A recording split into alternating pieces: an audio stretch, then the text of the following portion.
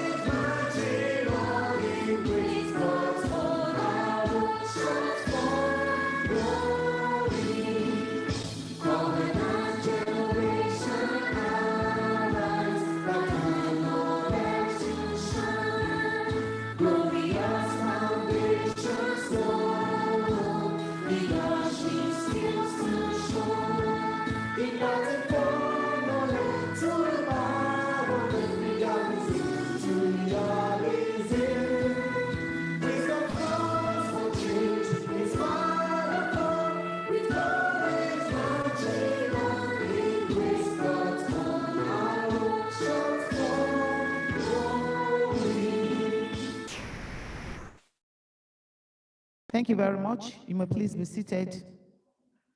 Permit me to establish the protocol for the 20th LUCRID webinar.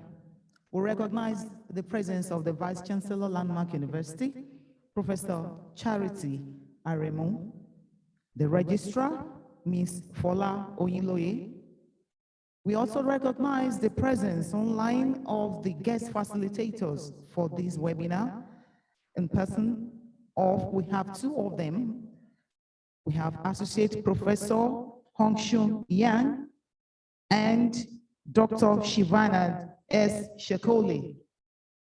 We also recognize the Dean, School of Postgraduate Studies, Deans of Colleges, Dean Student Affairs, Landmark University, Heads of Academic Departments, all HODs are warmly recognized, the Professorate, Landmark University, the Chaplain, Landmark University, all academic and non-academic directors, members of faculty, ladies and gentlemen, and our dear esteemed kings and queens of Landmark University. You are most welcome. A round of applause for everyone, please. At this juncture, permit me to invite for the welcome address, the prologue of the webinar, the Director, Landmark University Center for Research and Innovation and Discoveries, LUCRID, in person of Dr. Adeolu Adesoji Adediran. A warm welcome, please. A round of applause. Thank you, the Hemi, the Vice Chancellor, the Registrar. Permit me to stand on earlier established protocol.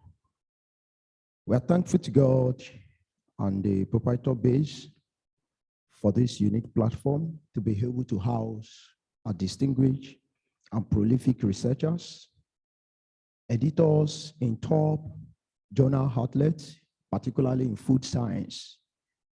The theme of today's webinar, relevance of food science in food security, health, and sustainable waste management is apt and most appropriate to everyone in this part of our world. I want to sincerely congratulate the Dean, College of Pure Applied Sciences, in person of Professor A. Adebi, the HOD, Microbiology and Food Science, Associate Professor James Ndako, and our own SDG 12 team lead, Dr. Abiola Laniron, the team members of SDG 12, Responsible Consumption and Production, and our ever supportive, dynamic, resourceful kings and queens seated right away here. I want to kindly request that every one of us will sit up as the facilitators, the duo, Prof. Yang, as well as Dr. Shikole. takes us on this masterclass presentation. I want to thank everyone for your audience. Thank you.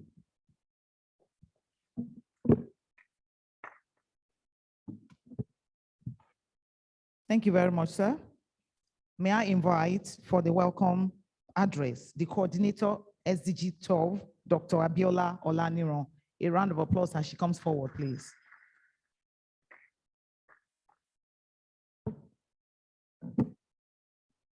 Thank you, ma'am. Standing on already established protocol, I welcome all our erudite scholars, staff, CEOs, students across the globe that are here present and those joining us virtually to the third edition of SDG 12 webinar and the 20th LUCRID webinar in collaboration with Food Science and Nutrition Program with the theme Relevance of Food Science in Food Security, Health, and Sustainable Waste Management. Waste as consumption and production pattern enables efficient resource use and reduce the impact of economic activity, especially waste generated on the environment. Therefore, we are here today to discuss and evaluate the areas generating all these losses, and especially in the value chain. And we are here to learn also from our speakers, Professor Yang and Dr. Shivandi Shikoli. Thank you for honoring our invite. Therefore, this webinar is a follow-up to the previous two webinars that we have done, the 5th and the 14th, with the theme Safe Food for a Healthy Tomorrow, which was held in June, and the 14th webinar on August 24, 2021, where we talked on recent innovation in food processing technology, reducing food wastage, and improving food safety. I believe that today's webinar promises that we are impacted. Therefore, I welcome everyone. Thank you and God bless you. Thank you very much. A round of applause again for the SDG 12 team lead. At this juncture, permit me to invite the Registrar, Landmark University, Miss Fola Oyinloye, Miss Adefunke Fola Oyinloye, for her remarks. A round of applause, please. Thank you so much, the ME. This morning, permit me to stand on the already established protocol. As I was coming in this morning, I met someone and he said, "You look so excited this morning." And that is true. I'm so excited because of this 20th LUCRID webinar that is looking at the all-important subject of food. From my own part of the world, it is often said that when you remove hunger from poverty, poverty is no longer as potent. Let me rephrase that. Remove hunger from poverty and you take away the potency of poverty. And that is what we are here to look at this morning. We're here to look at the relevance of food science and nutrition, which is also a program in Landmark University, in food security, talking about the availability and accessibility of food. Is it available to all? Is it accessible to all? I grew up also hearing things like, you know, when a child is acting greedily and is just looking at somebody's food, you hear the elders say that you can only see it with your eyes. Your tongue will not taste it. So is the food only available and accessible? Are we just seeing it and tasting it? The importance of food science and nutrition in the safeness of the food that we consume? Of what nutritional value is the food that we consume? And how do we manage the waste emanating from the food that we consume? I believe that these issues, as rolled out, are all important when we are looking at humanity. And so this morning, we are expectant through the facilitators, our experienced facilitators, that we have been able to harness from across the globe to come and speak to us on the relevance of food science, so that our students who are also seated here this morning can begin to think, where do I come in? Of all the 5 areas that we have mentioned, where can I explore my relevance? And I'm sure that as we sit down this morning and listen attentively, every one of us, we have one thing or the other to go with in the name of Jesus. Before I take my seat, permit me to congratulate the Food and Science and Nutrition Program at the most recent full accreditation by NUC of your program. We are so excited about that. That's another thing to be excited about. So excited about that. Want to appreciate the students, the faculty, the staff, the HOD, and all stakeholders who made this possible, as we will not fail, not forgetting our base as a Christian mission university, to return all the glory back to God.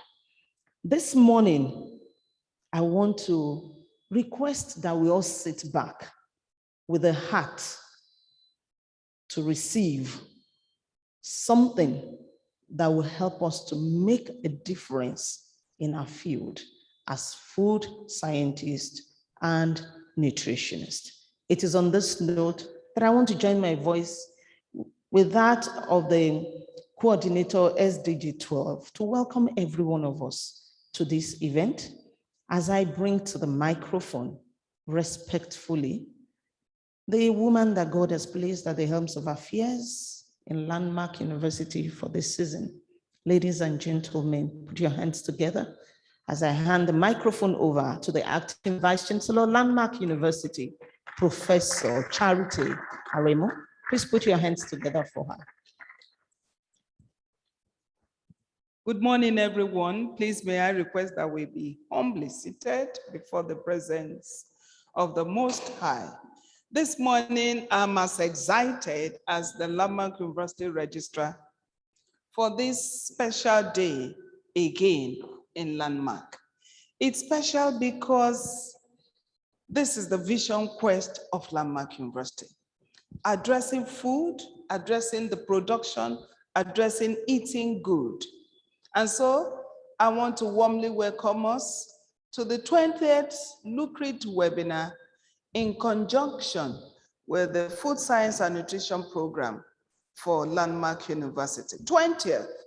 LUCRID webinar started in Landmark University way back 2020, and specifically June, and almost a year now, almost 2 years now, that we commenced LUCRID webinar series in Landmark University. Yes, today, what is the relevance of food to us as a nation, to us as a country, and of course to Africa? And that is where I'm drawing my brief remarks this morning from. Like we all know, we have a protocol in Landmark University. The Chancellor, without whom, without the grace of God upon his life, we cannot meet to know each other. And of course, there will be nothing like Landmark.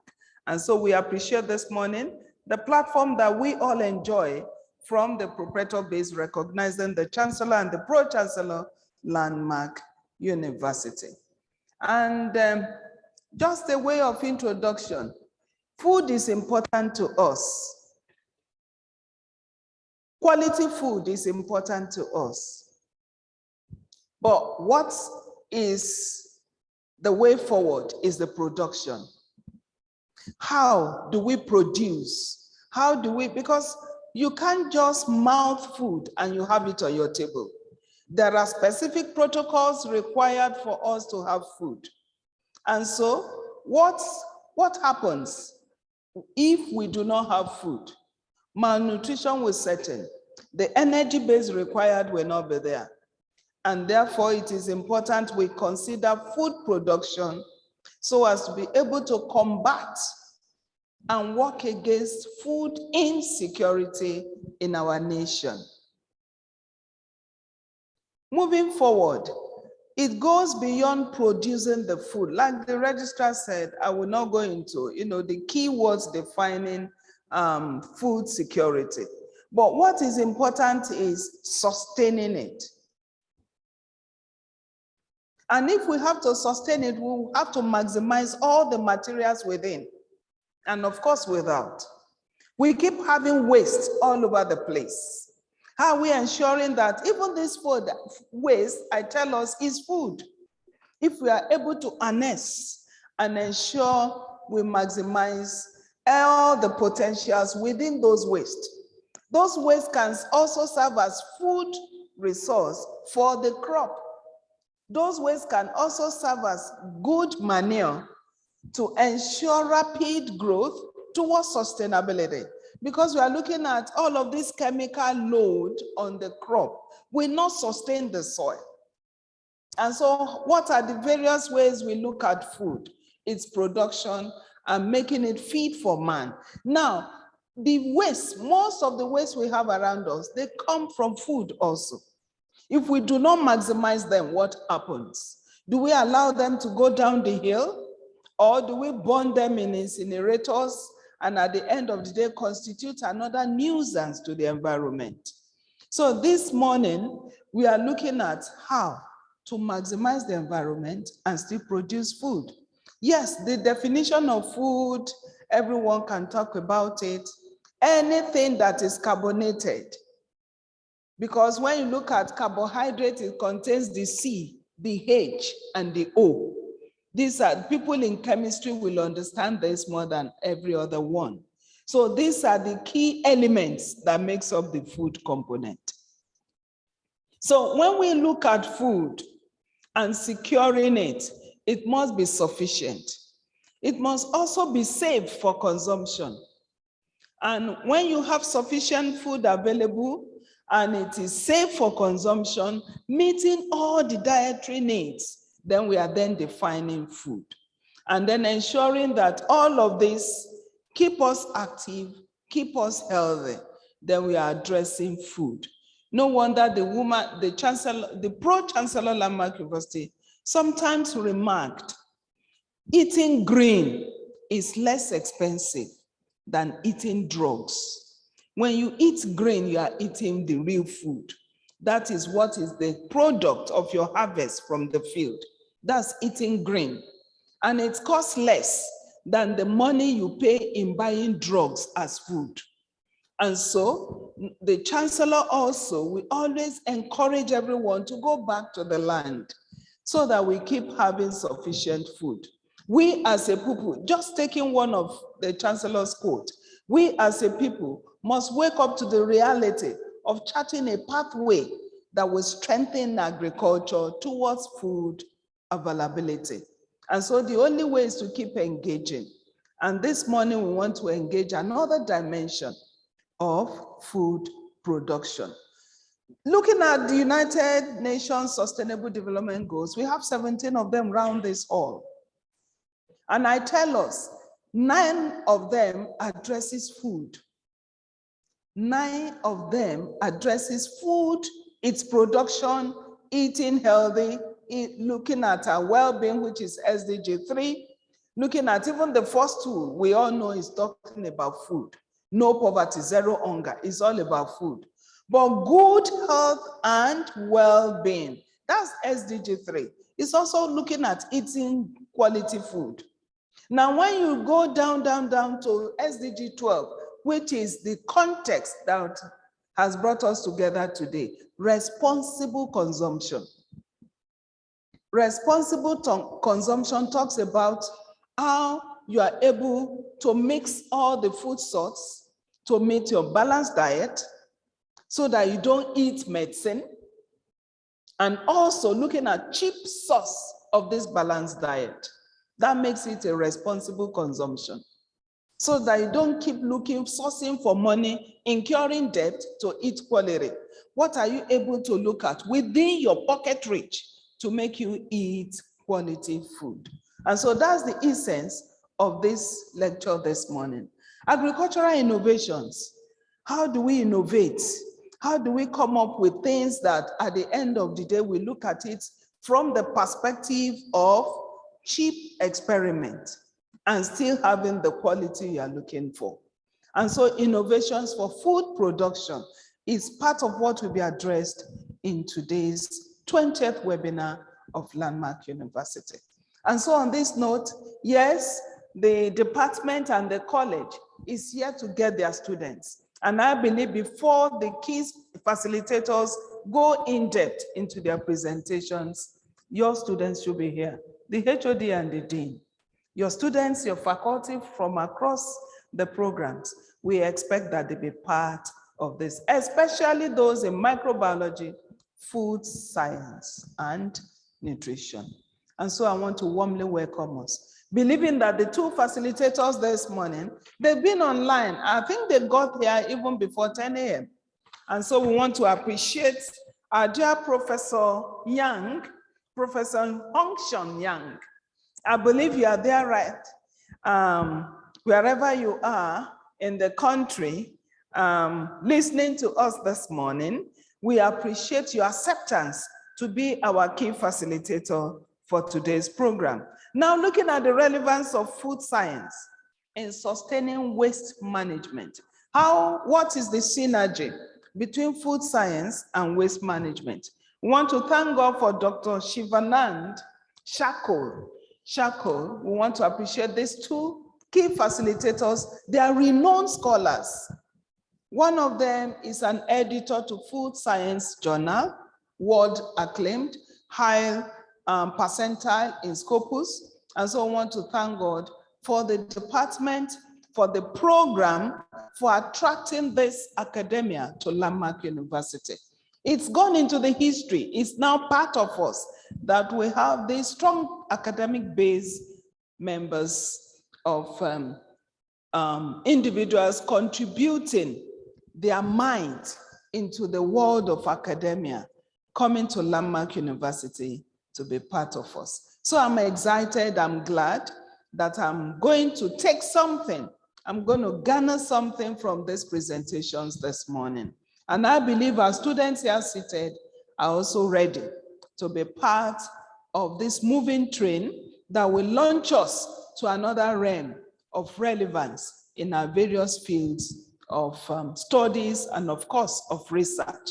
And so I join my voice with the voice of the Registrar of Landmark University this morning to welcome us to Landmark University 20th webinar, as I appreciate especially the program coordinator who has facilitated this. Of course, the program coordinator, our dear Dr. and Dr. Lanero, we want to appreciate you very, very much, noting that this is the first for this semester ending. Before the end of the semester, we believe something else will come again from the stable of food science and microbiology, noting again that the HOD is here seated. The Dean of the college is also here seated. Please continue the good work, and we will remain working together towards sustaining that world-class ranking that God has privileged us to be part of. Thank you, and God bless.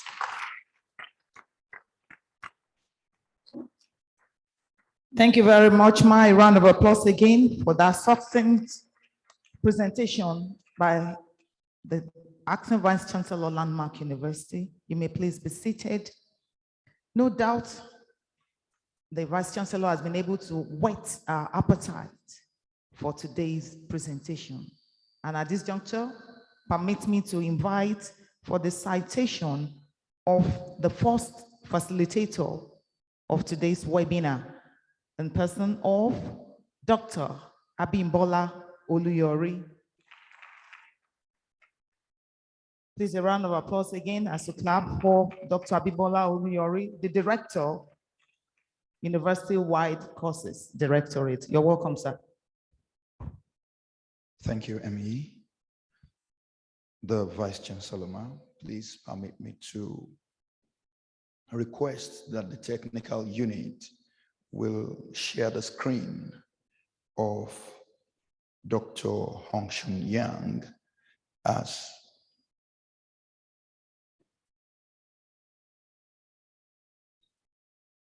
I read his citation. Dr. Hongshun Yang is an associate professor and director of graduate programs in the Department of Food Science and Technology at the National University of Singapore. He obtained his PhD in refrigeration and cryogenics engineering from Shanghai Jiao Tong University, China in 2005, and worked as a research fellow at Auburn University, USA from 2006 to 2008.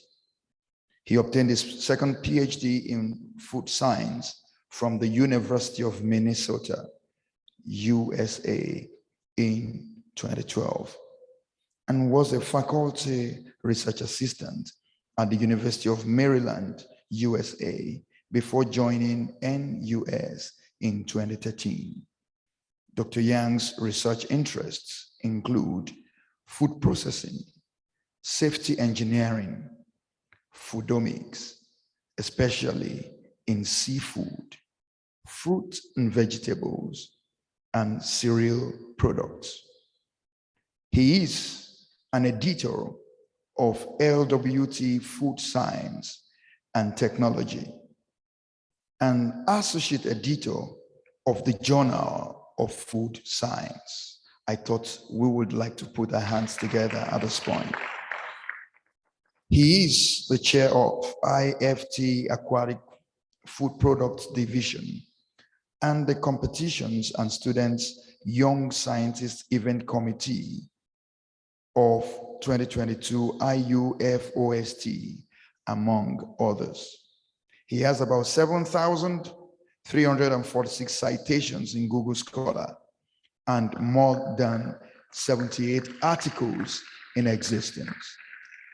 The Vice Chancellor, ladies and gentlemen, please let's make welcome Dr. Hongshun Yang as he makes his presentation. Dr. Yang. Okay, let me share my screen.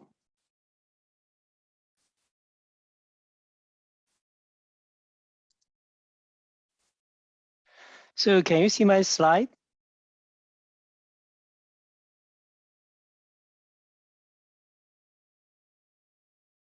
So you can see my slide, right? Okay, thank you very much. Thank you, Dr. Oko, Kamod, and Owolabi for your great invitation. First, let me congratulate this kind of 20th LUCRID webinar. So I'm great honor to have the opportunity to share my research in this kind of area. So today I would like to talk about the relevance of food science in achieving food security and health living. But I would like to use some detailed examples to give this kind of talk. I would like to use the example with seafood sustainability. So we know that currently I'm serving IFT for Aquatic Food Products Division. And we know there's some background about this seafood. And we know currently I'm in Singapore. So Singapore is pretty small and with very limited resources. So I would like to talk with some food science related technologies like texture, rheology, and microstructure, and then I would like to use this kind of schematic diagram and validation and how to study the in vitro digestion. So then we develop this kind of seafood analog. So then how it works. So we know that the seafood, the issue currently is very good. So for example, in general, for example, many people like seafood, but the resource is very limited, right? And then it has a very high demanding on the storage and the processing technologies because the freshness is very important. Currently, some of the issues related to seafood, one is the overfishing. We know that globally, we may use too much and the resource is very limited. And some people are allergic to seafood, and then also some toxic substances. So these is of course, the major advantage of seafood is, this food is very delicious and then expensive. So how to provide more sustainable of this kind of seafood supply, right? So currently, I think globally, we have a trend with more of the alternatives. So seafood alternatives, then our approach, today I would like to use the one example that we developed the plant-based seafood. So it's more like analog, how to achieve this kind of purpose. So let me share with you some of the current in the market. For example, we do have like tuna chunks, fish burgers, fish cakes, and also fish fillet, and fish fingers, tuna paste, and some like a shrimp, right? So the major ingredients from these different sources, these are alternative seafood. So we can see that some of the companies, they use the legume, right? For example, chickpea, soy, or fava bean, and soy seaweeds, soy potato, and tomato eggplants, and seaweeds. So these are the different companies, selected companies. But for academia, here are just an example in the market. So these are just the plant-based of the seafood analogs. But academically, how to improve the performance or the quality attribute of this kind of product to meet our requirement. So the challenge is most of the companies aim to imitate the appearance and the flavoring rather than imitate the structure and the texture of certain seafood. So that's what we want to do in academia, in our university. So for example, we know that for a food product, it has certain nutrients, right? But of course, they also have attractive appearance and then flavoring and the texture.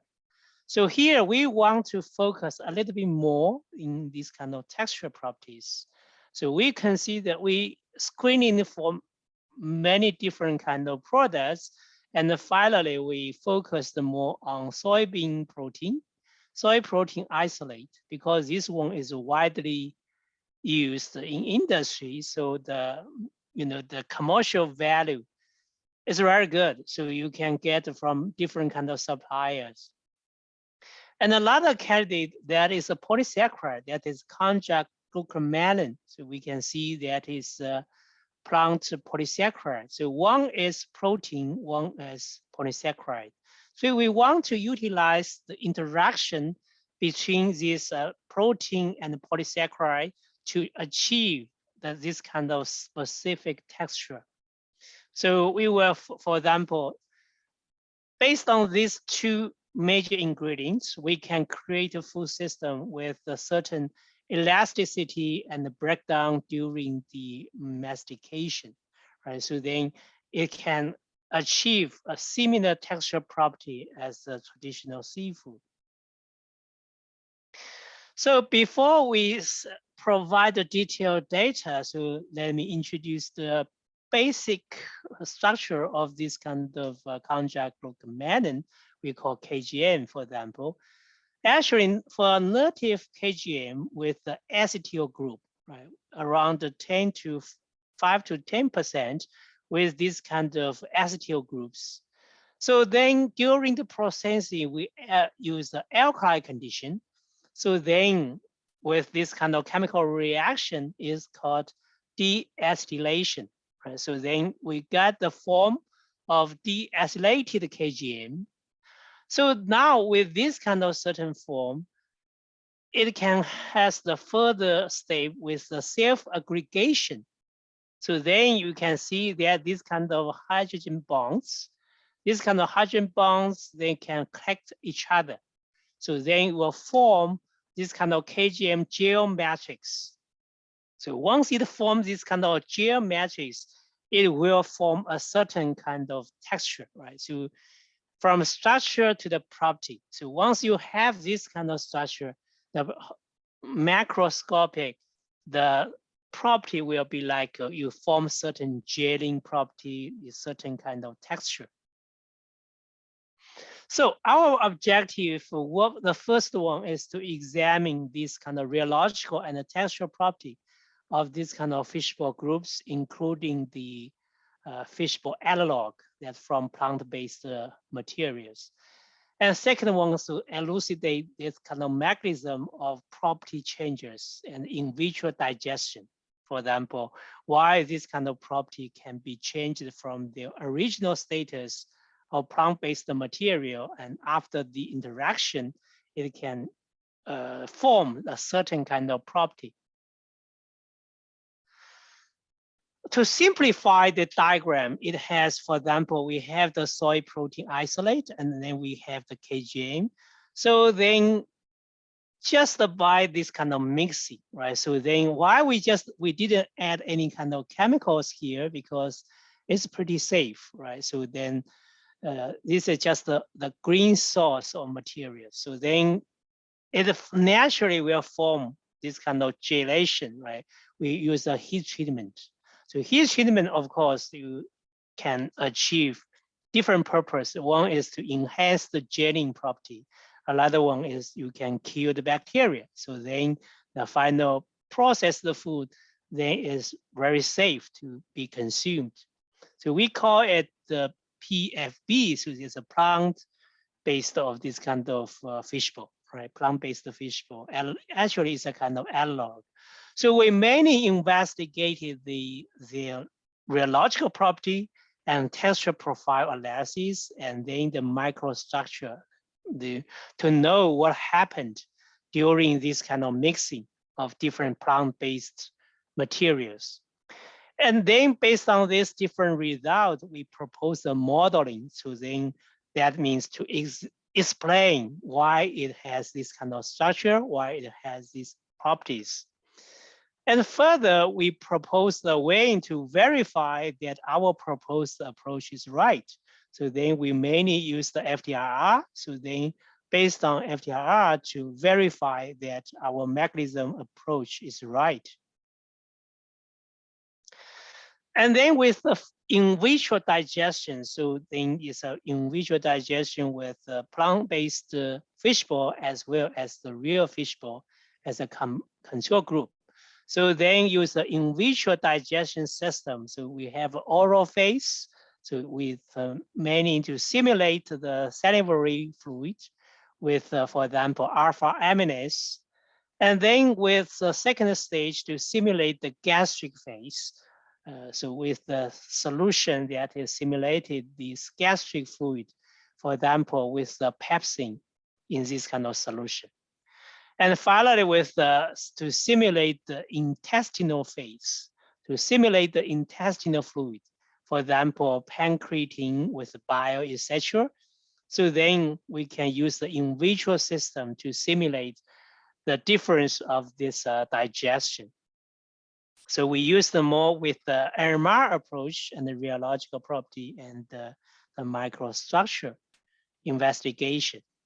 So here we can see that the recipe is pretty simple. So we just use fish surimi, right? So then this is a kind of a different paste of this surimi, and then DI water and the sea salt, and then with the starch. Right? So in general, fishbowl in Singapore, actually, it contains many with fish surimi, but still with certain of starch.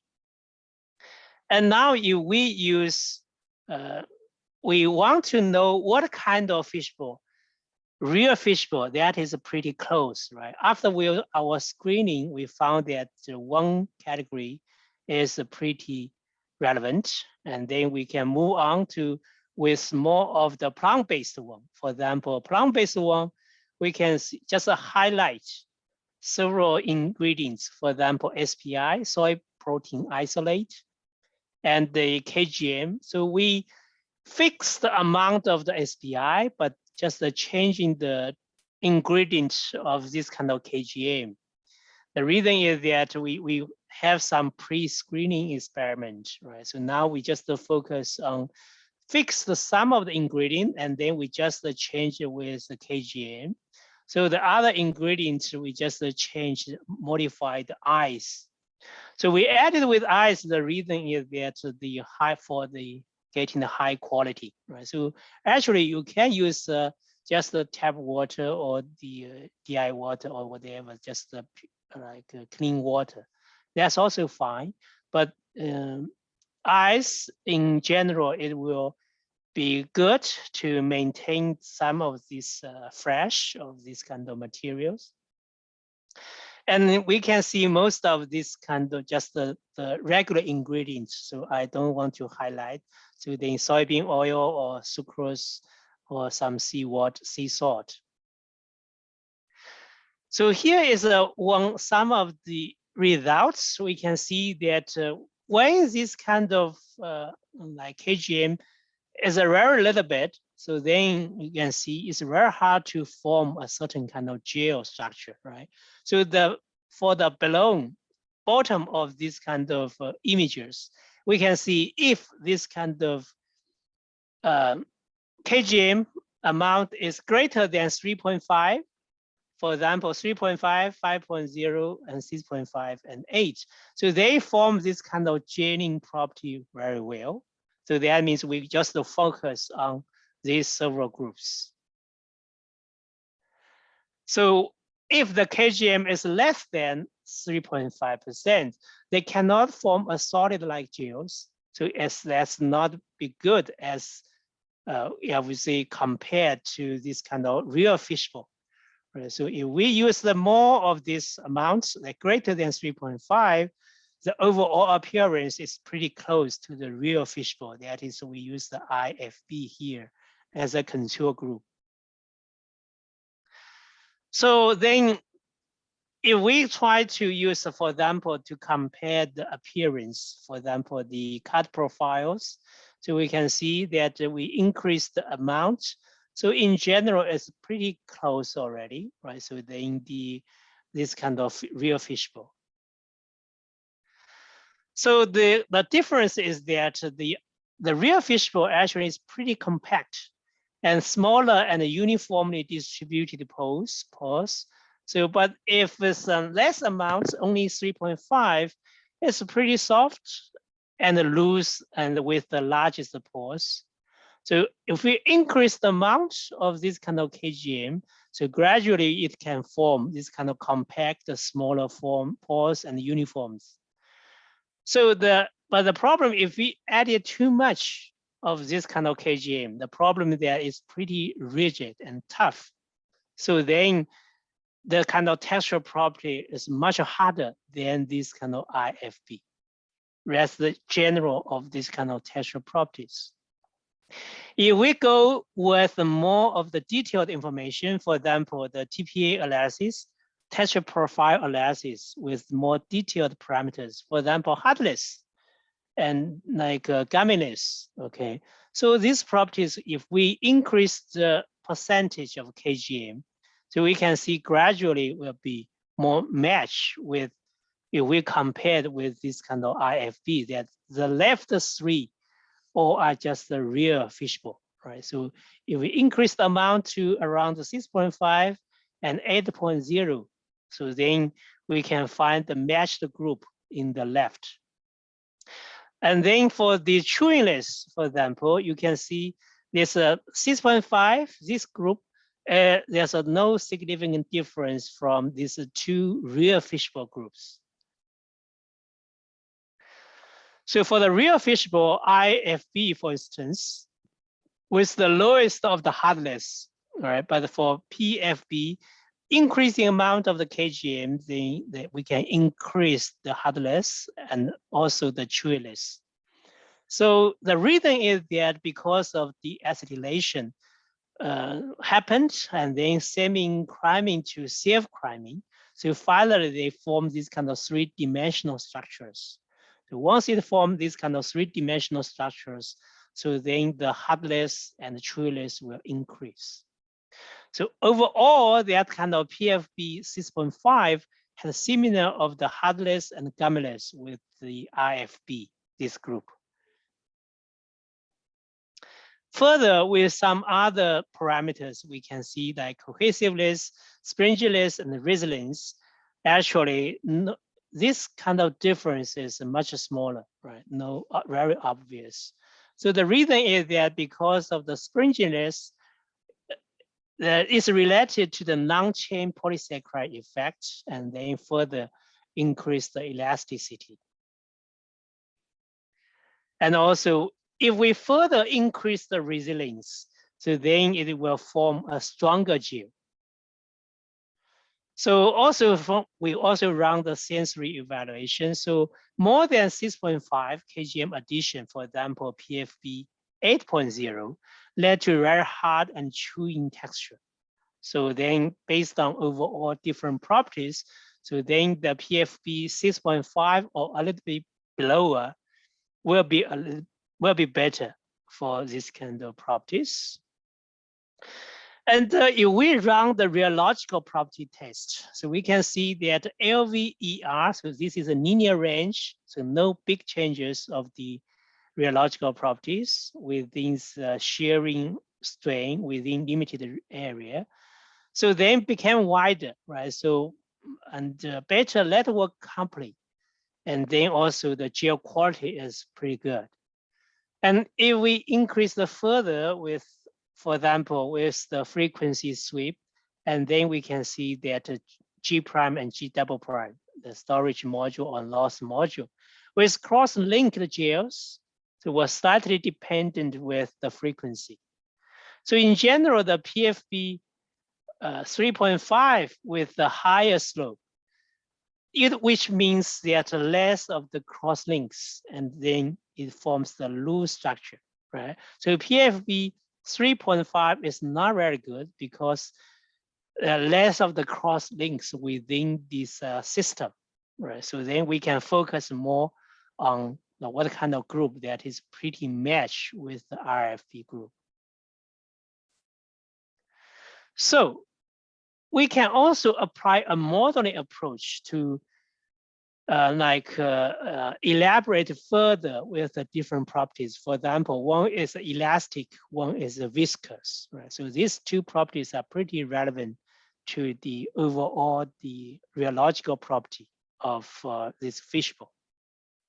So here, I don't want to go with the detailed parameters, but in general, we can see that IFB is here. So then, and then the different parameters, right? So even though there's still some difference, but we can see that, for example, this G0 prime, with this PFB 6.5, there were no significant difference between the two groups, right? The IFB and this PFB 6.5. So that's give us some confidence that some properties are pretty close between IFB and the 6.5% of the KGM. And then if we applied a modeling approach, so here is we can run the creep recovery test of the rheological test. So then it's very clear, we can see there are two stages, right, of this kind of rheological property, because here when this kind of pressure released, so then it forms two stages. If we use the modeling approach, we can apply the Burgers model. So to simplify it, so then it's an instantaneous response, and then there's a retarded elastic behavior, and then with a long time viscous flow. So we can divide this kind of curve into different stages. Some of the parameters, for example, with the Burger's model, so like J0, so that indicates the instantaneous compliance, which can be used to indicate the firmness, so reveals the first press or bounce back within our mouth, for example. So sensory evaluation, of course, is good, but we still need to have some parameters that is more objective, so they can use this kind of data within different labs. And J1 actually it indicates the retarded compliance. Lambda indicates the retardation time, and eta reveals the flow resistance, and then R% indicates the recovery percent, that is a parameter related to the elasticity. So then we can run the experiment. We see that, for example, with the J0, J1, and with other properties, we can see that the PFB 6.5, actually there was no significant difference for many parameters between IFB and this PFB 6.5. So that means this group in general, many properties are pretty similar as the IFB, the real fishbowl group. If we investigate further with the microstructure, for example, so we can see that this kind of real fishbowl is pretty compact and regular with different kind of pore size, while the PFB 3.5, because it's loosely attached with each other, so then the letterwork is pretty loosely of the letterwork. Increased amount, so finally, for example, 6.5 is formed a very similar structure as this IFB. If we increase further with the KGM, so then the KGM fill up these kind of pores, and then the SPI letterwork. So more compact and intensive. So then the texture property is very tough, right? So too compact and tight. So overall, we can do approximate analysis to know the nutrients of the final product. For example, especially the protein percent, right? So we know that real fishbowl actually contains a very high amount of protein because from the surimi. But if we use the plant-based protein, for example, SPI, because we also added with the polysaccharide, right? So then the protein compound, this percentage reduced, but it's still pretty good. So within, for example, around the 6%. So here is a table that, for example, some in the market, how about this kind of different real fishbowl in the market? So we can see this is many different categories of fishbowl from Malaysia, our labeling country. So they produce a lot of fishbowl in the market. So we do the analysis. We can see overall, the protein percent is not very high, right? Around 8%. So our plant-based fishbowl is around 6%, around 2% difference.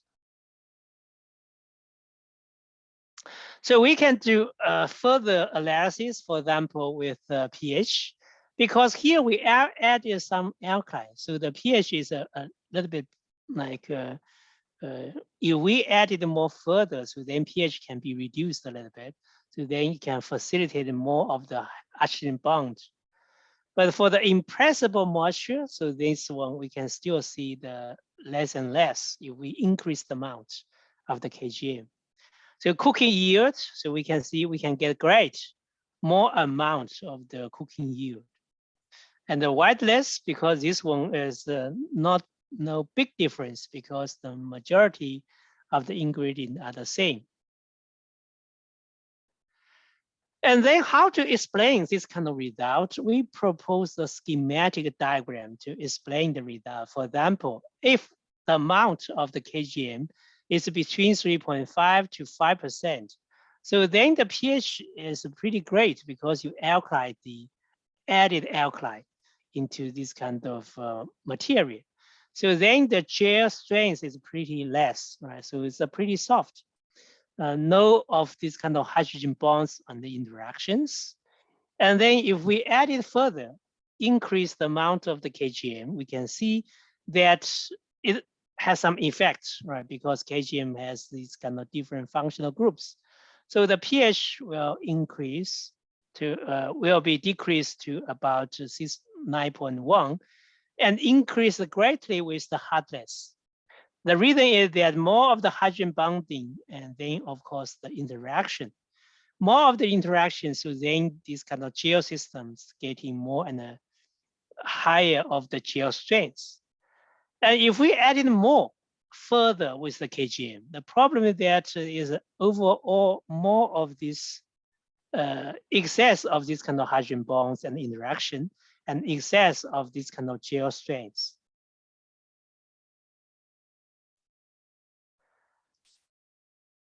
So overall, the PFB with 6.5 is pretty appropriate, right? So overall, the property is very similar, and also the structure property. So this one, you can see many properties are pretty close. And also, of course, we propose this modeling, we need to validate whether they are right. For example, we run the FTIR to know the different functional groups, right? For example, from the chemical analysis with the FTIR. So we can get this kind of different wave number with different functional group like amide 1, amide 1, 2, 3, and amide A and B, right? So then we do further analysis with the secondary structures. We can see that for the protein part, alpha helix, beta sheet, and then beta turn, random coil, and the helix to coil. So we can find that the PFB 6.5, actually the helix to coil, this ratio, there's no significant difference between these two groups, right? So they form this kind of triple helix, more of the junction role, right? So they extend to association. So the more of the beta sheet structure indicates that it enhances the rigidity of this kind of system. So higher of the beta sheet structure, more organized and compact, and then with more of this increased, the decreased amount of this percentage, we can see that greatly at 6.5, there were no significant difference between these two groups, between the real fishbowl and then the fishbowl analog group. And another one is that we want to see the in vitro digestion. How about the digestion of this kind of new plant-based food, right? So we want to know, are there any specific difference? For example, we run the AMR to see different chemicals, right? For example, different metabolites. So these kind of metabolites we can see with some with amino acids, right? And then also some monosaccharide and also organic acids. So if we run with the PCA model and then with the OPLS DA model or comparison within the pairwise group, so we can see what kind of different expression level of this kind of amino acids, organic acids, whether some group they have more, some group may have less. So here I don't want to go further with the detailed information, but just to give the overall results. So we fitting this kind of model before the digestion and after digestion. So with different modeling approach, and then different can, for example, rheological property. So rheological property is related to some nutrient release within our body. So that we can see in general as a pretty close to the real fishbowl. So some of the possible metabolic pathways during digestion we proposed based on this AMR result, right? So for example, D-glutamine and D-glutamate metabolism, and then some amino acid biosynthesis, etc. So we found that finally we can group them, right? Group them together. One is about the protein digestion, right? Protein digestion, we know that from protein itself, we can get different amino acids. And from amino acids, they can further be like metabolites with the different kind of acids, arginine, etc., arginine biosynthesis, alanine, etc. And another one with the carbohydrate. So carbohydrate, we know, for example, we have the ingredient with sucrose, right? And also with the conjugate glutamine. So from sucrose, finally, we can get like convert to D-fructose and D-fructose 6-phosphate, and then beta-D-glucose, etc. So then we have starch and the sucrose metabolism. But for conjugate glutamine, so they form, other monosaccharide. So here I don't want to go with the very detailed state, but overall we can propose the model approach to know that their digestion, for example, 3.5 group, 6.5 group, as well as the fishbowl group. So then fundamentally is that this kind of digestion is we have the protein, we have the polysaccharide. So then we have the enzyme, right? Our digestive enzyme.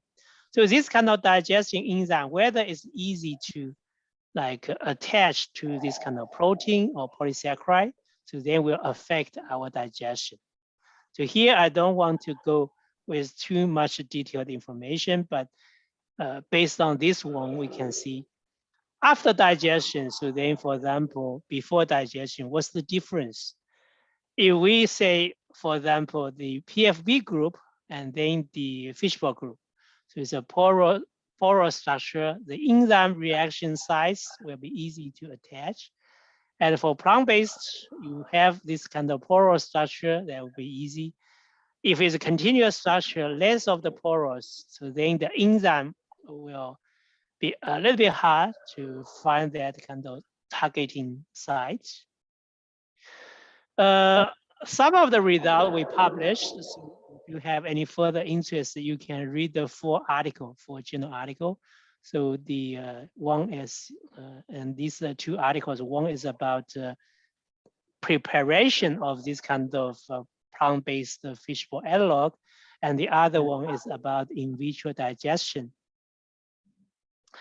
And some funding support. So this is the first author of this kind of two manuscript. I'm a current PhD student. And thank you very much. And if you have any further questions, I'm glad to answer questions. And then also you are welcome to visit my group website. Yeah. Thank you very much.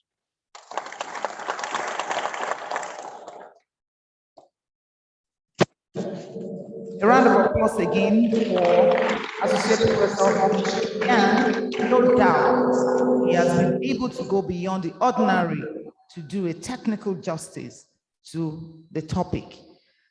The time has come to take questions. I have one here with me already. If there's anyone here that has questions, kindly indicate by raising your hand. And I wouldn't know if you have persons online who have questions. All right, the person in charge of the technical aspects of this will please let us know. Let me read the question I have here. If you have questions, please let me know. You can write it and pass to me. The question here says, what is the significance of Borges' model to life application? Okay, very good question. So here, in Singapore, we have very limited resources.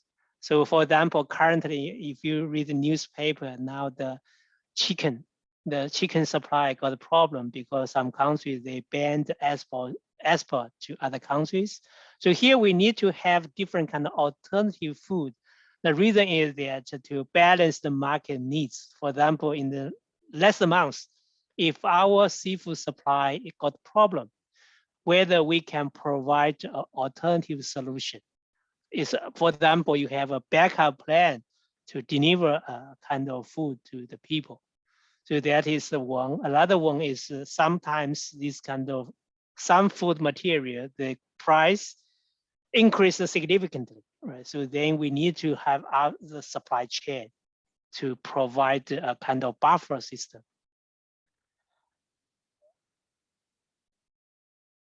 All right, thank you very much, sir. I hope Thank you. Person who asked the question is satisfied with the response. Dr. Taiwo, sir? Okay. All right, ma. Okay, online? Okay. I saw one question from online. Are there Okay. opportunities for our master students from Landmark University to join your group, as we will be graduating the first set of our food science students? Yes, actually, our university is pretty open to all globally for the application. So whether you want to apply master or PhD degree, so here we do have, and also we have different scholarship system. So you can check with the SINGA. I provide the name of this scholarship. You can check the online, so then to see for the application, and also you are welcome to contact each specific professor to discuss what kind of your research proposal and what kind of work you want to do. And then you are welcome to visit our website to know each professor's research interests. And then you know that whether it matches with your own interest. All right. Thank you very much, sir. Do we have any more questions, please? Okay. In the absence of no more questions, please a round of applause again for Associate Professor Hong Shun Yang.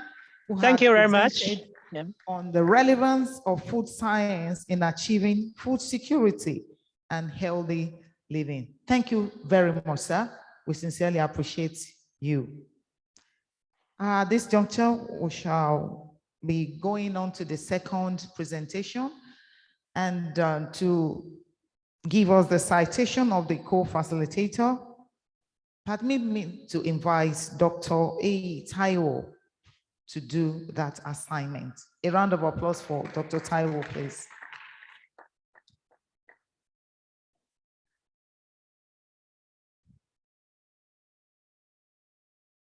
Thank you, the Vice Chancellor Ma, and standing on all other existing protocol, I would like to please let the technical team project the citation of the next co-facilitator. I have before me Assistant Professor Shifan Shikole. Shifan Shikole completed his BTech in agriculture engineering from Mahatma Puli in 2008. He later completed his MTech in agricultural process engineering from Postgraduate Institute under the mentorship of Dr. Pandabaro Krishri in 2010, and bagged the Best Research Award at the Master Technology level for his master thesis. During the last semester study of his master's technology, he got placed at the Viable Agrotech Limited in India as plant engineer. Then with 4 years of experience, of his industrial experience, he later decided to escalate his research and development skills and joined the National Institute of Technology, Rockela, for pursuing his food process engineering with full-time fellowship from the Ministry of Human Resources Development, Government of India in New Delhi. It should be point to note that Assistant Professor Shiva Shikole received Best Paper Presentation Award at the 10th Asia Pacific Drying Conference under the chairmanship of Prof. R. Chimojra, which is the editor-in-chief of Drying Technology and International Journal Outlet. It will also be point to note that the prof is also proactively involved in the opening of Association of Food Scientists and Technologists in India, and presently is working as a executive member of the Association of Food Scientists and Technologists. Also, he has more than 2 years of experience as a postdoctoral research associate at NIT Rockela and ICT Mumbai in India. Presently, he's working as an assistant professor in the Department of Food Engineering and Technology in the campus Boswell in India.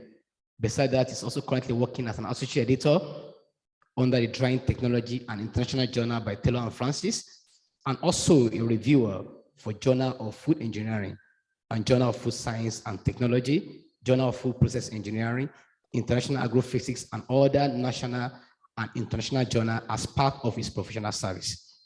It's a point to note that Assistant Professor Shivan Shikole has published about 22 review and research articles in Scopus Index national and international journal with high impact factors, and has presented about 15 research articles in national and international conferences. He has also published about 5 book chapters. His area of interest, thermal processing of foods, low moisture food safety, phase transition modeling, computer-aided food engineering, and heavy metal accumulation in contaminated soil.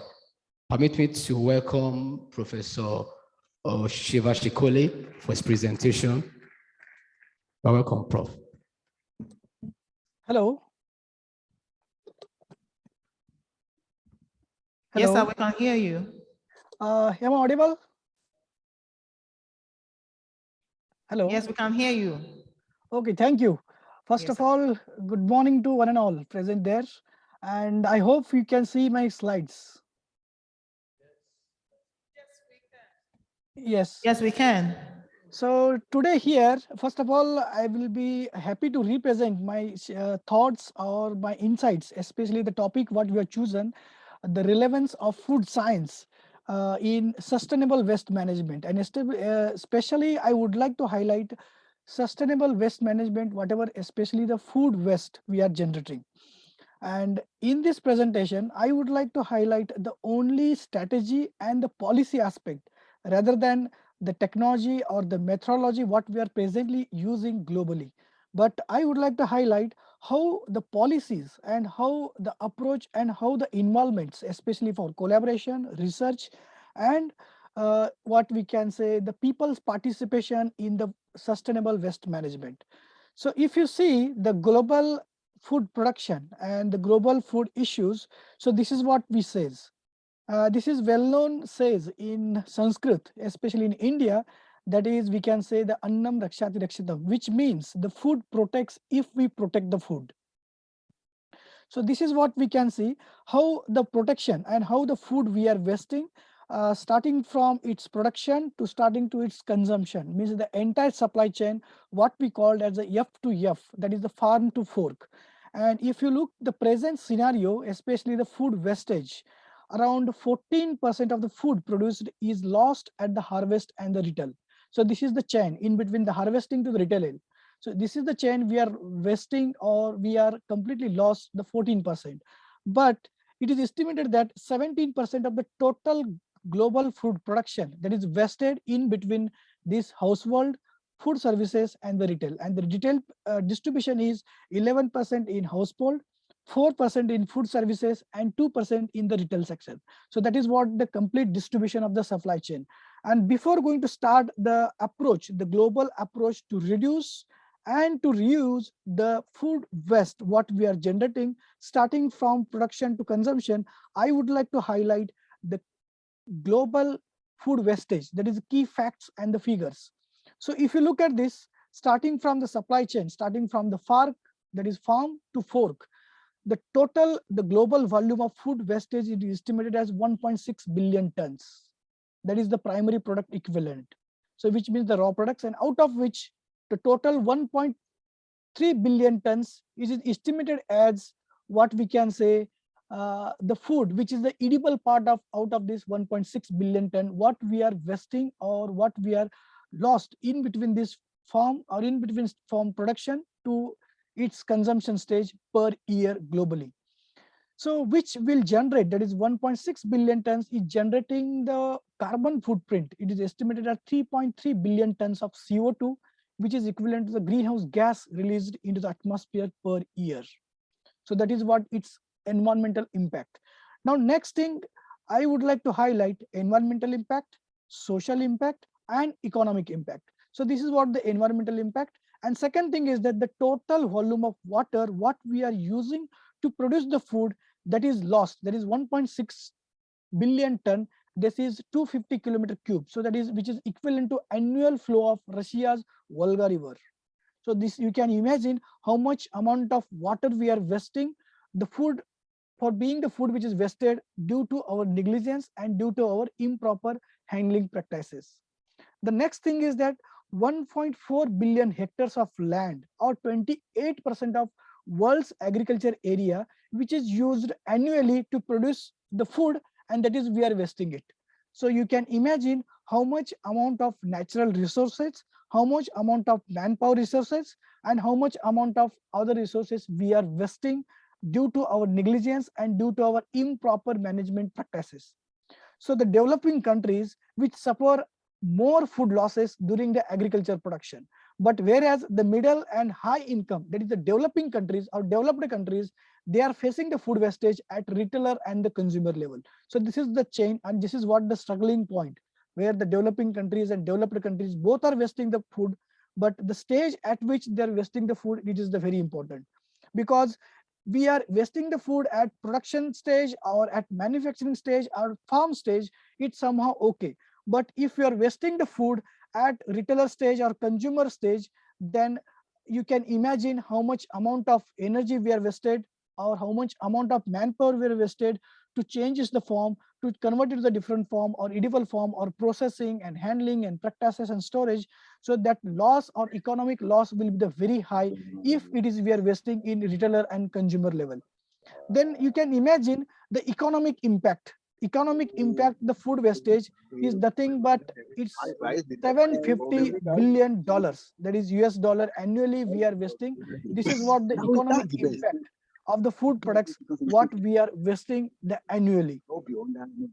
So this is what the distribution, the type of food loss and the wastage, especially if you look at the both vegetable and animal commodities, we can categorize the food supply chain starting from production, handling and storage, processing, distribution, and consumption. So this is what the 5 stage or the 5 system in the food supply chain. We can consider the both vegetable and animal commodities, and this is what the stages or the 5 systems where we are facing the problem with the food loss or the food wastage. Now you can see here the global scenario. If you see the different regions starting from right hand side to left hand side, that is sub-Saharan African, South and Southeast Asia, Latin America, North America, Europe, industrialized, and North America. So that is what the pictures which shows the food wastage. So now if you look at this, the share of total food available, that is the lost. So in African countries, we are lost or we are wasting 23% of total available food.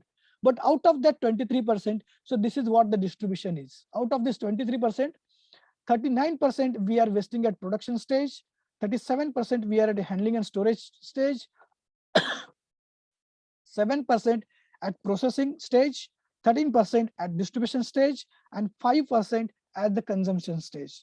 But if you look at these developed countries like America and European countries, the situation is completely reverse. So now you can see the amount of food wastage in developed countries. So this is that 42%, 25%, 22% share of the total food available, which is lost and wasted. But the stage at which we are lost or we are wasting it, that is very important, especially for developed countries. The stage in the consumption, distribution, and processing, it is the very high as compared to the production stage. But this stage is very high, which will lead to the greater environmental and economic losses. So that is what we need to consider, the stage at which the product is being lost or the product is being wasted during the improper handling and practices. Now look at this average per capita food waste, especially starting from Latin America, Asia, Central Asia, Africa, then Europe, and North America and ocean countries. So this is what the per capita food loss and waste kg per year. So if you look at this scenario, global scenario per capita, that is average per capita food waste per year. So that is average per capita food waste by consumer in Europe, North America, and Oceania. So that is which range in between 95 to 115 kg per year. But while in sub-Saharan Africa, South and Southeast Asia, this is only 6 to 11 kg per year. So that is the per capita food loss. So you can imagine the region wise and how we are wasting and how we are losing the food products, and we are creating the lot of environmental, lot of social, and lot of economic impacts during our this improper handling of the food products. Now you can see the comparison, especially for gross national income versus the food waste. So if you look at this graph and the gross national income per capita, that is US dollar, starting from 10,000 to 17,000 US dollar. So that is what how we are wasting. If you consider this Australia, Denmark, United States, Germany, UK. So this is the highest loss which is reported, that is GNP versus food waste, that is greater than 0.4 to 0.45 food waste per capita per day. But if you look at this Nigeria, Brazil, Africa, Jamaica, China, Thailand, India, so this is in between in the range of 0.10 to 0.20 kg of food per capita per day as compared to their national or gross national income. So this is what the scenario we are wasting, considering the awareness in between developed and developing countries. But the next strategy is how to take the global initiatives on the food loss and the waste reduction. So this is what the strategy which is suggested by the FAO, that is the Food and Agriculture Organization. So first one, we can see the global initiative, that is the collaboration and coordinations. So collaboration, especially like public and private sector organizations, institutions, education institutions, or any other R&D institutions, so that we can come together and fight against the food loss and waste. Second thing, the strategy, the global initiative, the awareness. We have to create the campaign, or we have to create state level, district level, or we can say the regional level or rural level. We have to create this awareness about the save the food and how to minimize the food wastage and how to avoid the wastage, especially the natural resources. Then next strategy or initiative we can focus, that is the research, that is the policy, strategy, program development for food and nutrition to secure the how we can strategically play, or how we can strategy or policy we can reframe, considering or the social aspect, considering or the economic aspect, and considering the natural resources which are available with us from state to state, from different country to country, and from different region to region. Then the projects, the pilot and implementing food loss reduction strategies, especially for private and public sectors. We can plan a project, or we can work collaboratively for certain projects, so that we can use or we can maintain this kind of the global initiatives to minimize or to control the food loss, and we can minimize the waste reduction as well. So now the action, how we can play the action, especially from farm to fork, action for the food supply chain actors to reduce the food loss and the waste. Especially at farm stage, we can improve the production planning, we can improve our aligned markets, we can improve the sophisticated harvesting, agricultural practices, and then we can go for promotion of resources, efficient production, processing practices, and we can promote the food which we can act on reduce the food loss and the waste. Then improved preservation and packaging technologies, how we can minimize the food loss during our handling and storage practices, and improved transportation and logistics. Suppose if you are handling highly perishable food products, so how we can strengthen our transport facilities, especially for cold chain. If you not properly maintain the cold chain, the perishability will be very high. So that is what the strategically we have to plan, starting from farm to fork. Enhance the consciousness of purchasing and the consumers' habits. So that is what we have to create the habit. Suppose let's take example, if you want the tomato ketchup, and if you look the cost aspect, and if you want to buy the tomato ketchup with the large pack size, but without considering the number of people in our home, or number of people, or the what we are going to consume within that expiry date. So if you won't consume, so if you considering the large quantities available at the cheaper rate, unnecessarily we will purchase, and we will lost that processed food without proper consumption. So that is what we have to think, the consumption habits, purchasing habits, and purchasing behavior of the consumers. So that is what the consciousness and behaviorness we have to create among the consumers and the people, so that we can minimize the food loss and the waste at the consumption stage and at the literal stage. And last one, ensure all the chain actors, starting from farm to fork, including women's and small producers, entrepreneurs, and market strategies are very important, because if you look at this Indian strategy, the Indian government is especially strategically planning the participation of women in agriculture or women in processing or the food industry, so which will create another impact, especially for economic aspect and especially for social aspect, considering the gender equality. So that is what very important, apart from our the main target to reduce the food loss and the waste management. Now, how we can focus, especially SDG, that is the Sustainable Development Goal 2, which to reduce the targeting is which to reduce the global food waste at the retailer and the consumer levels in 0.5% by 2030. So that is what SDG 12 we are targeting by 2030. So now the cycle and monitoring to control the food loss and to minimize its food loss and wastage at retailer, at consumption, at processing, at handling, and at production stage. So this is what the cycle we can modify.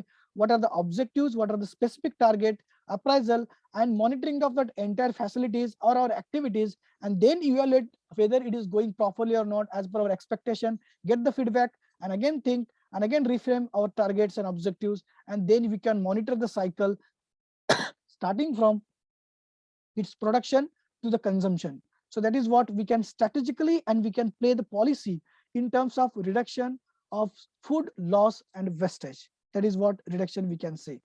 But now we can see the public actions, especially the public is very important, because the public and consumer policy and consumer behavior is very important, considering the support supply chain intervention. You can see the creation of the policy and institutional enabling environment. Suppose if you would like to take, especially in Nigeria, and if you would like to create the policies and institutional, especially like Landmark University, and if you want to create such kind of supply chain intervention, so how we can create that? By creating the favorable investment climate, so that whatever the mini, micro, and main scale entrepreneurs, processors can involve in the food processing to minimize food waste and loss and enhance the nutritional security and the food security. Awareness raising and advocacy, so that can institutional level or organization level we can play the important role. Development of partnership and alliances with help of private organization, with the help of public organizations, or with the help of government organizations, we can develop the partnership and alliances to create some interventions in supply chain to minimize the food waste and the loss. Support innovative products and process, so that is what the major important, to make it more affordable, sustainable, and cost effective, so that those who can easily afford these technologies, the process practices, what we can use by intervening such kind of supply chain. Capacity development at supply chain and institutional level, especially capacity developments to can train the people, conduct the workshops or webinars and seminars. You can create the awareness among the students, faculty members, researchers, people, and those who are directly and indirectly involved with the production, handling, manufacturing, retailing, storage, and the consumption of the food products. Now, this is what the strategy, especially for how we can sustainable management of the food waste we can go ahead. So first of all, we have to precisely and ambiguously define what exactly the food waste. Then identification of the types of the food waste, like categorization of food waste first upon based on this edibility, whether it is edible or non-edible, state of, that is liquid food, solid food, semi-solid food, origin, whether at what stage we are getting it, complexity, whether it is kind ready-made meal or ready-to-eat meal, that is a homogeneous food or heterogeneous food. That complexity is also important, because based on that complexity, segregation and its management, considering the food waste, it is very important. Then treatment, if you're going to use, especially like in kind of aerobic and anaerobic treatments for the management of food waste, is also very important. Packaging, product degradability, stage of supply chain, whether it is the production, whether it is the processing, whether it is the manufacturing, whether it is the handling, storage, retail, and consumption. And last strategy, that is the sustainable management of the food. That is what we have to follow. Then in that, to reduce, especially while opting sustainable management of the food, the reduce is the most reduction of the food waste or the loss is the most preferred options we can opt.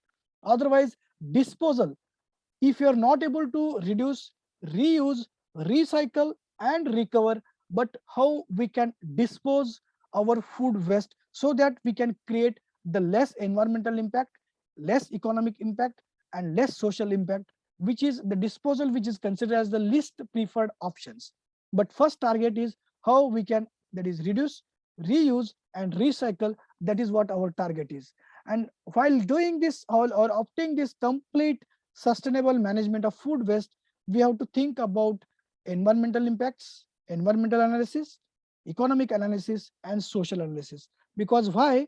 This is the reason you can see the global cost of the food waste in terms of economic aspect, environmental aspect, social aspect and total.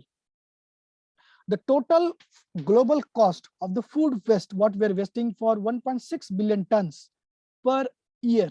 So that is the 2.6 trillion US dollar we are directly wasting. And it's, you can see the contribution, how economically it is affecting $1 trillion. Environmental, that is $700 billion US dollar. And social, that is a $900 billion.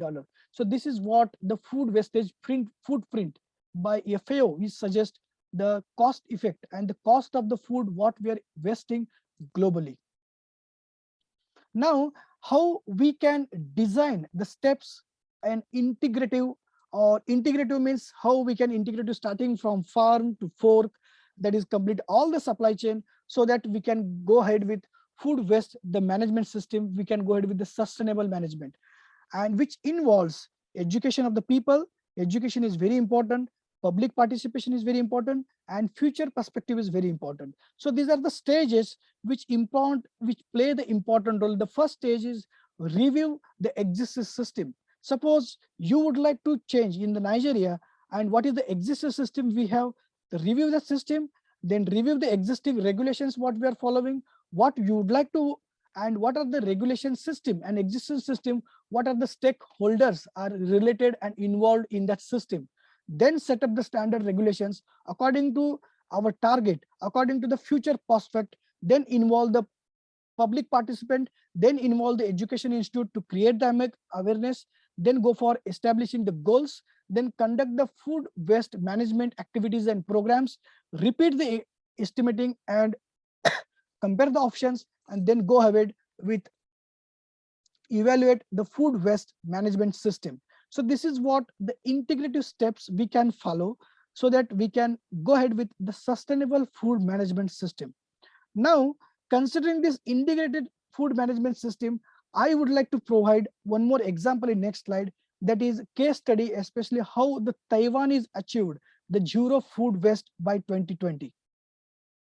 Before that, this is the concept of bioeconomy is also very important, considering the agriculture practices, how the biomass we are getting, how the processing practices we are getting, and then how food and animal feed, like in agriculture practices, robotics, precision agriculture, nutrition, sustainable intensifications, biomass, that is organic recycling, processing, that is new, efficient and low energy, high efficiency, how we can bring food and animal feed, especially like food quality and safety, functional food, bioactive phytochemicals, and other functionality of the food products, how we can produce or how we can maintain, considering the nutritional security. Because till now we were talking about the global food security, but now we have to talk about the global nutritional security, because that is what very important, considering the sustainable management of both food processing, food waste management and everything. So concept of this bioeconomies depends upon renewability, save of fossil resources, that is environmental aspect, climate friendly, improve productivity and sustainability. And when if you combine together this bioeconomy and circular economy, so you will come up with the idea circular bioeconomy, which is based on the bio-based products, reuse and remanufacturing and recycling of the waste products, utilization of organic waste streams, resource efficient value chains, and organic recycling and nutrient recycling, so that we can achieve the circular bioeconomy. Then this is what the case study is very important. Integrative food waste management system in Taiwan. So this is what the Zero Waste Society in 2020, the target which achieved, or which is they are going to achieve in Taiwan especially. So you can see here how strategically they played. The Taiwan's integrated food waste management system, that is education policy, incentives, regulations, that is Waste Disposal Act, pay as you throw. So if you're going to throw the food waste, we have to pay the cost. Then stakeholders, especially like executives, Taiwan's environmental protection agencies, local governments, manufacturers, organizations, and public participations. So if you look at this, their manufacturing integrated management system, that is 1998. So Taiwan, the funding, Taiwan's environmental and protection agency, that is the recycling of the fund. So in 2001, establishing the kitchen waste collection and recycling program. The next stage was total recycling for kitchen garbage program. The next stage was EPA, that is Environmental Protection Agency, has budgeted for its nationwide activities for recycling management of food waste. The next stage what we have followed, that is the National Development Plan, that is the green industry, resource recycling and reuse program, especially for food waste. The next was, that is the public development programs, general waste, resource recycling, promotions program. And by this way, we can achieve the Zero Waste Society by 2020. And also they have used the two-phase programs, that is the two-phase program under the Waste Disposal Act, that is the separation of food waste in 7 cities and 10 counties. And here the two-phase programs under the Waste Disposal Act, that is the second phase, extending the food waste, that is the whole Taiwan, and they achieve the township which having the food waste recycling system under the food waste recovery and reuse plan, and we can go ahead with, they achieved with the Zero Waste Society. So this is what the integrative supply chain or integrative the waste management system in Taiwan as a case study by including education, incentives, regulations, and the stakeholder, which we can achieve the sustainable food waste management. Now this is what, coming to the closing remark, that is, if instead of looking to the food waste, so we should look into the wealth. So how we can achieve the waste to wealth and whether it is sustainable or not. So sustainability is very important. Considering sustainability, first we can target RRR, that is recycle, reduce, and reuse, collaboration with the organizations, collaboration with the public and private sectors, collaboration with the government, non-government, education institute, that is also very important. Awareness among the students, consumers, people, and society.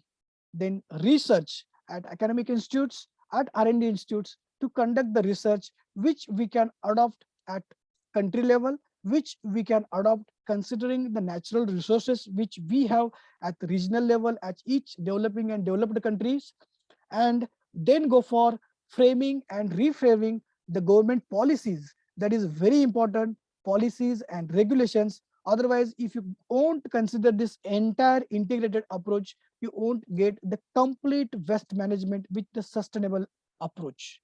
So this is what about my presentations. And if you would like to go ahead with some database or some ebooks, please visit our sites, www.arunmuzumdar.com, Professor Azul Muzumdar's group, that is Transport Process Research Groups. Thank you all. So if you have any questions, please feel free to ask.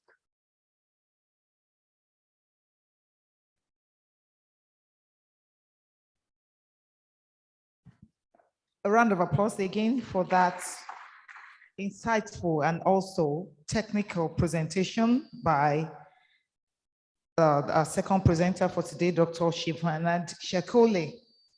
The time has come for questions, and I must tell you, Doctor, be prepared. We have quite a number of questions here. I'll be reading them at once while you take note of the questions, sir, and then respond to them. The first question here says, what is the feasibility and practicability of food waste economic analysis? I take that again, sir. What is the feasibility and practicability of food waste economic analysis? The second question, How do we collaborate in terms of capacity development as an institution here in Landmark University to minimize food waste? The third question, one major factor that has contributed to reduced shelf life and food wastage in sub-Saharan Africa is harsh weather condition. What processing technology would you recommend to tackle this challenge? Number 4, has Taiwan achieved the zero waste to society? Also, how can integrative waste management bring about negative carbon footprints in developing countries? And then the 5th question, in the public action to support supply chain intervention, how does creating favorable investment climate help? Those are the questions we have right now, sir. You may wish to respond to them. Thank you very much. Thank you, madam. I'm happy to answer those. The first thing, how we can create the awareness, especially awareness being a part of educational institutes, landmark institutes. So the public and youth participation is very important, because youth can create the significant impact in creating the awareness among the society and the people starting from its production, people starting from retails and the different regions, means either in villages, cities and metro cities. That is means part of how we can create the awareness and collaborative works, especially if you would like to collaborate and minimize the food waste.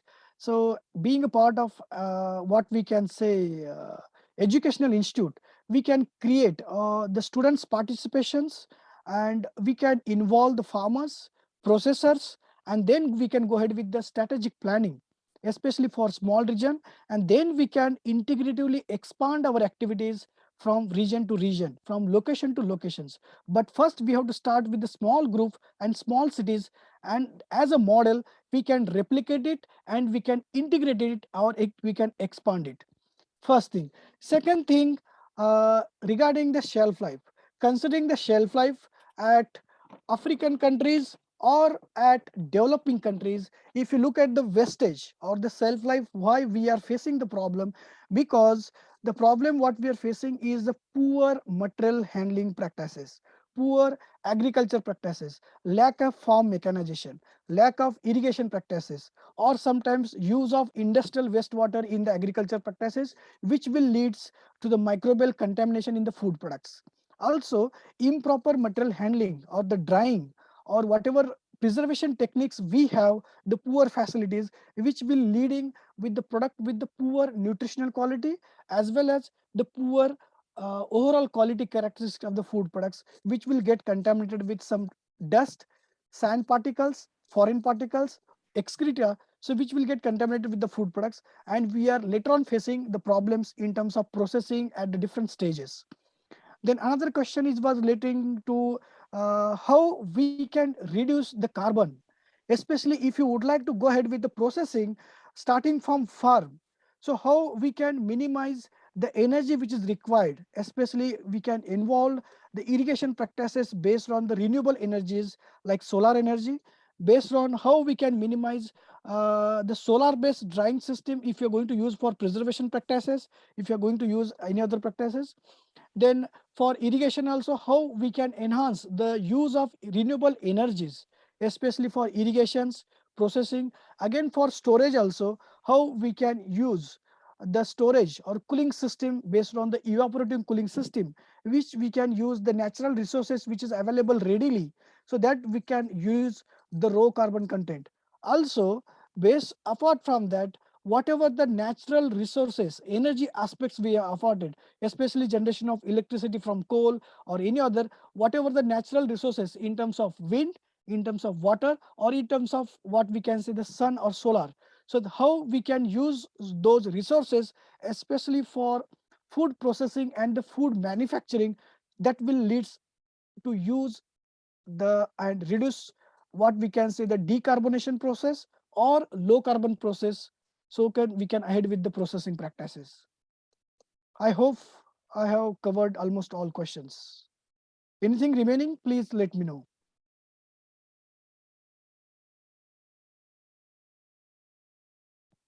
I hope all that asked questions are satisfied with the response.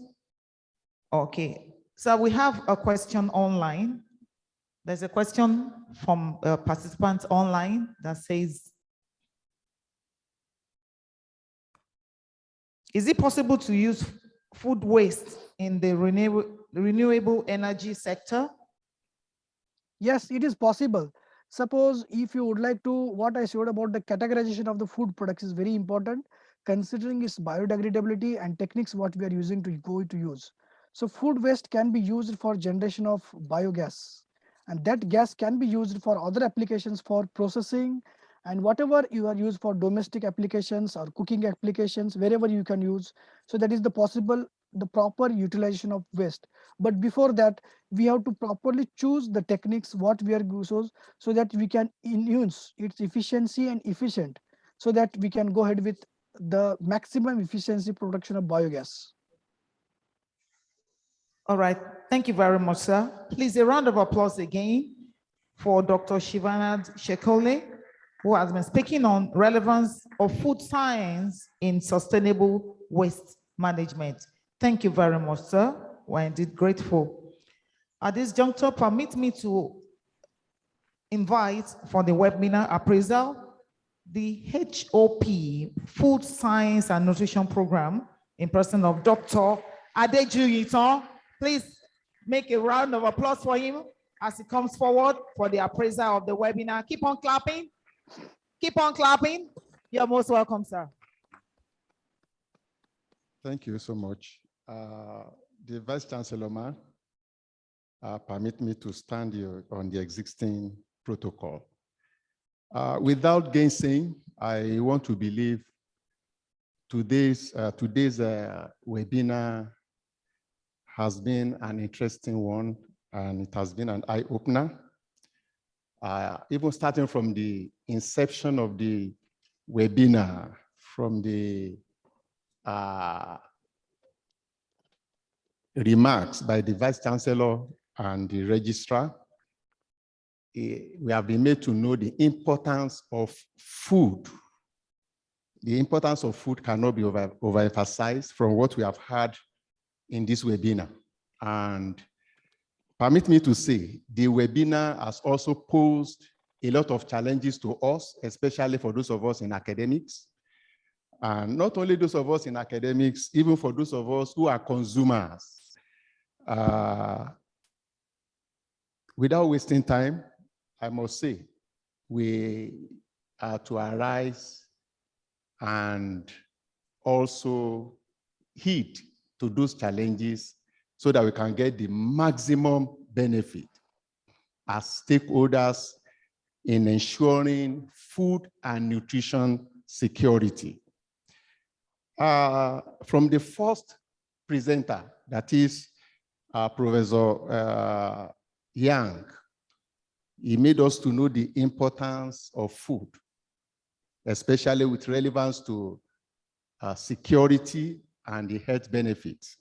And we can see from his presentation, he gave us the insight to what they have discovered, especially through he took us through the practicality of food processing, the challenges facing us, which include nutrition,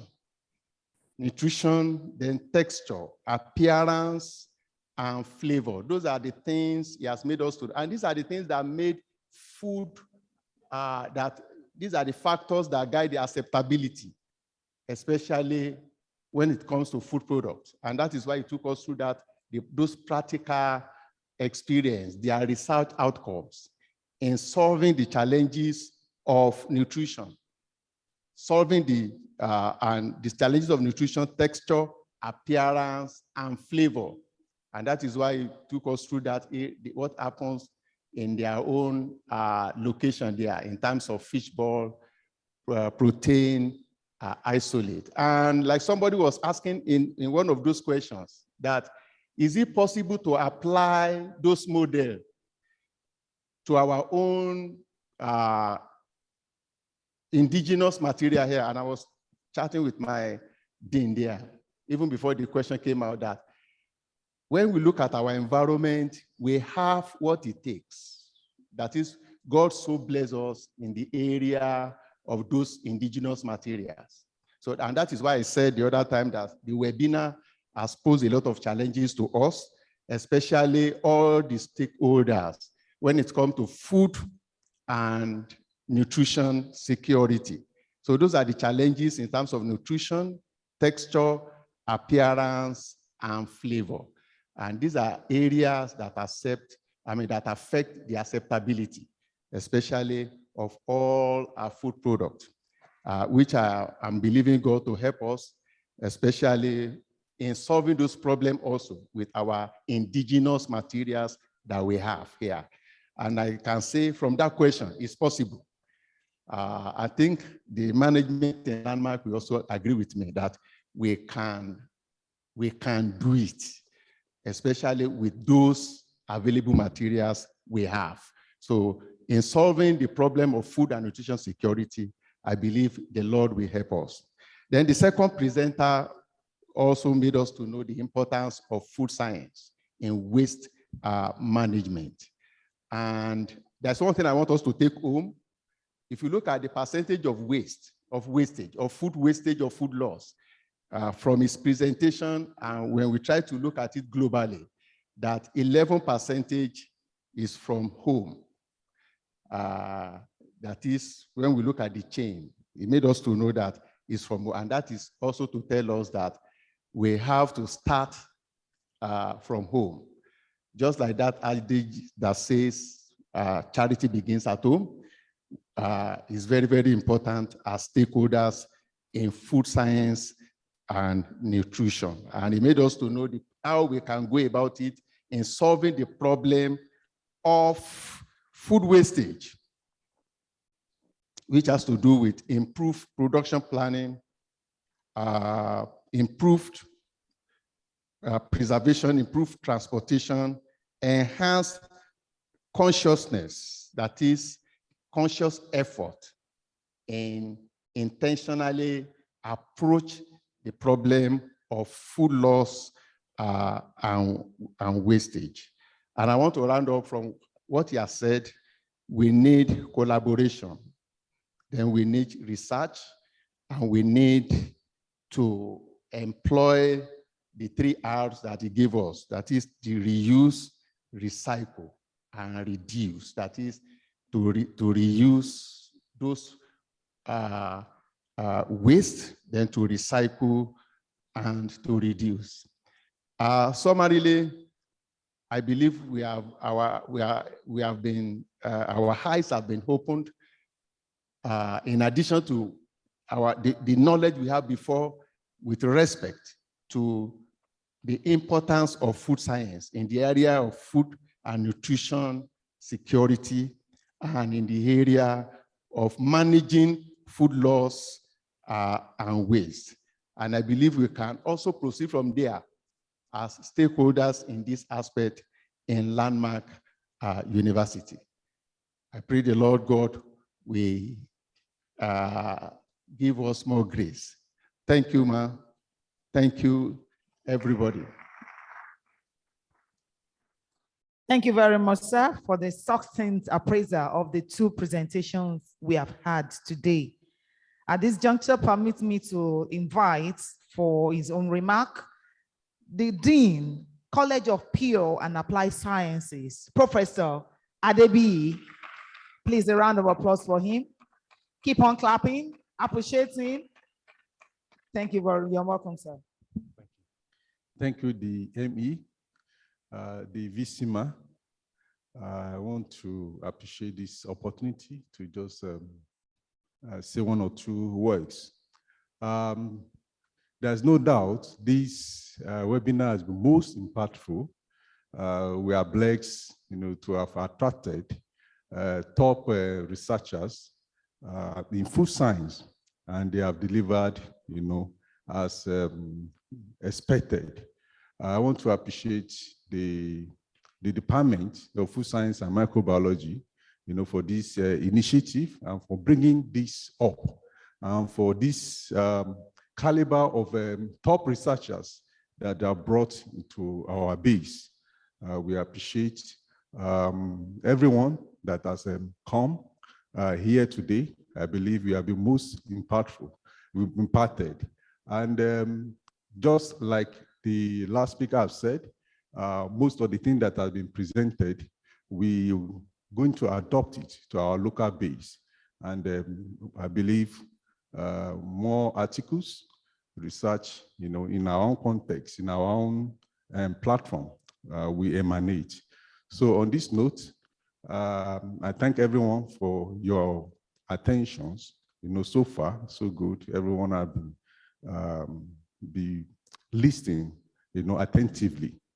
On this note, I would like to bring up, please let's rise as we invite the Vice Chancellor for the closing remark. Thank you. Thank you, sir. Please, may we be seated. It's indeed a great privilege for me as an individual to be part of this 20th webinar of Landmark University. I want to appreciate all that has gone into these presentations this morning. While sitting down there, I was asking myself, what is my take home, from this? Thank God for the rapporteur who has come to give a summary. But what's my own perspective, of this take home for today? Number one, looking at the presentation of Professor Yang, it's all about eating responsibly. Consumption. How do you make your consumption responsible? Or how do you make responsibility out of your consumption? And so it's like looking at, do not mind what is the texture of your food. Do not mind what is the flavor of your food. But what you should mind is the nutritional component of that food.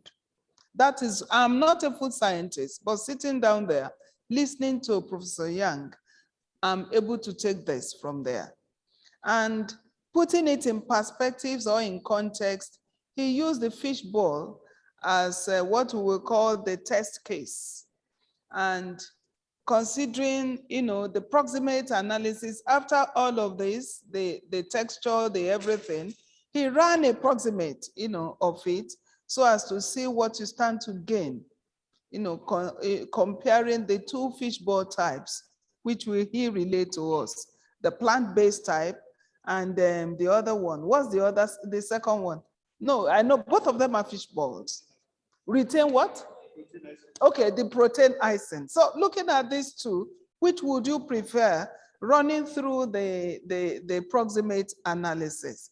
So this is to say that there are certain things that are of much more importance when you are looking at responsible consumption. I really appreciate that presenter. And when he was making all of those slide presentations, especially the annotations, I said, no wonder this man has more or less the widest or highest citation, because you cannot be making such academic presentation with those annotations, graphical annotations, that you will not attract attention. So he has taught us a way forward as academia. Whatever we do, as simple as it sounds, look at those graphs, not less than 15 that he presented. Not less than 15, sir. I was sitting down taking note of all of this that he presented, just to showcase, just to drive down his point that if you are eating, you must eat responsibly. And then with evidences, proofs all the way. And that's number one. Now, looking at, he also said, no, I think it's the second presenter, that's looking at Professor Shakol, yes. He said, in addition to food must be protected quite well. And it is when you protect food that you also stand protected. And quoting him correctly, he said, food protects if protected. Food will protect you if you protect that food. And so now, what does he mean by that? Waste to wealth. If you protect your food, even the waste can even return back as food, and then you remain protected. No wonder he went ahead to look at what is the quantity of waste that we have when you look at food. And he identified 17% of the total waste coming from food. And he said household waste constitute not less than 11%. Household waste. That means all of this food we take in. So many times we just take a spoon, especially with the young ones, and full. After 2, 3 spoons, and full. All of those, by the time you begin to dump them somewhere, take the weight. You know the metric tons that goes into waste in the name of food. So what do we do as scientists? The rapporteur was able to look at, yes, the way forward. If we want to look at responsible feeding, wasting, reducing waste, how do we reduce waste? Because he identified that agricultural product waste constitutes the highest waste around us. And then how do we reduce this? We are researchers. No wonder he talked about to reduce the waste, reuse whatever you have.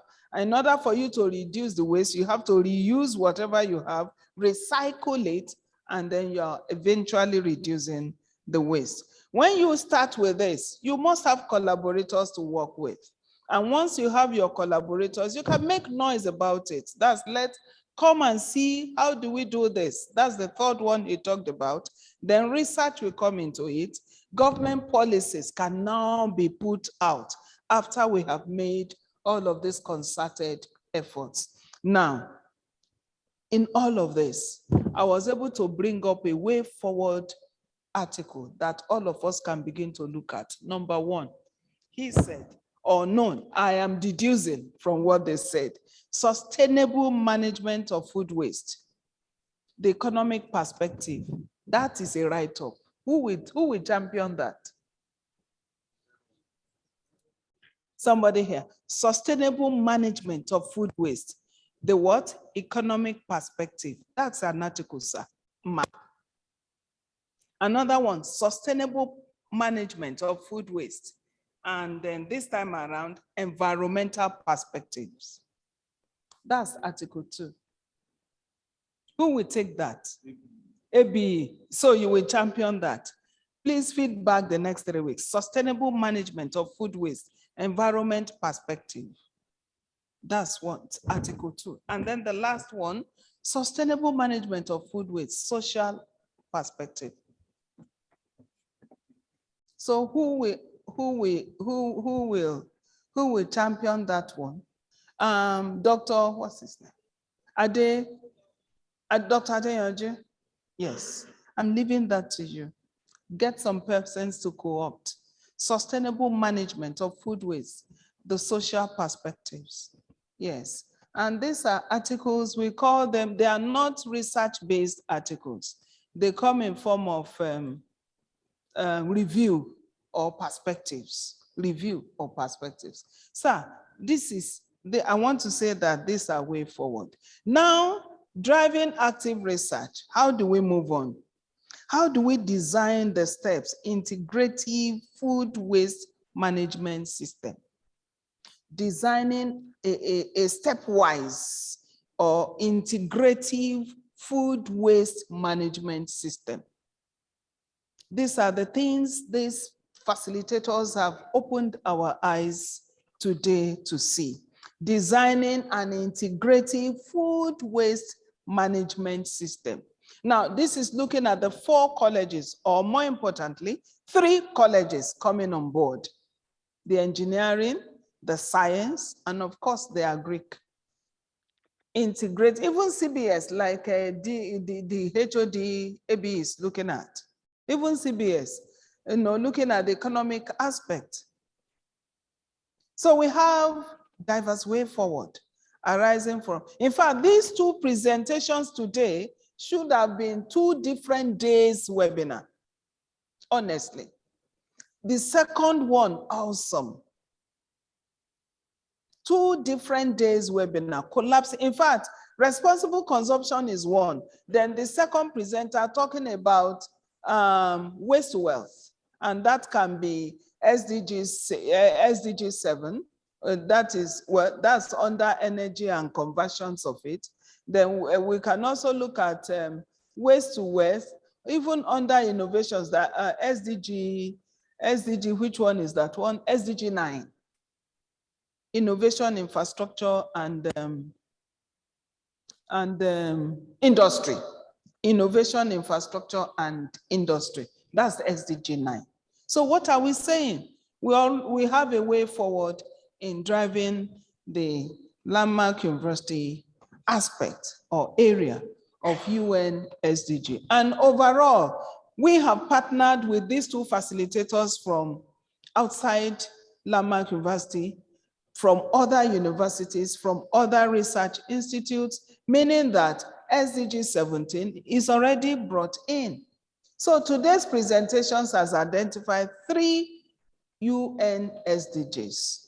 Can we put our hands together for the Department of Food Science and Microbiology for bringing this on? Let us appreciate specially Dr. Mrs. Abiola Olaniran, who actually brought these 2 facilitators. Now we are going to do another applause. I know the department is the host, so it's better they are appreciated from outside their department. All of us have something before us to water down, our appetite and, further situate today's webinar. I was trying to find out how did we come about this, because we do not fund this, at least looking at snacks and refreshment. And so the facilitator told me, she told me that it is coming from her pocket, Dr. Mrs. Abiola Olaniran. And she said it's a contribution to celebrate the success of the accreditation. The department actually put in so much to ensure that food science is accredited. And finally, it came. Not just did it come ordinarily, it came FULL, full, not interim.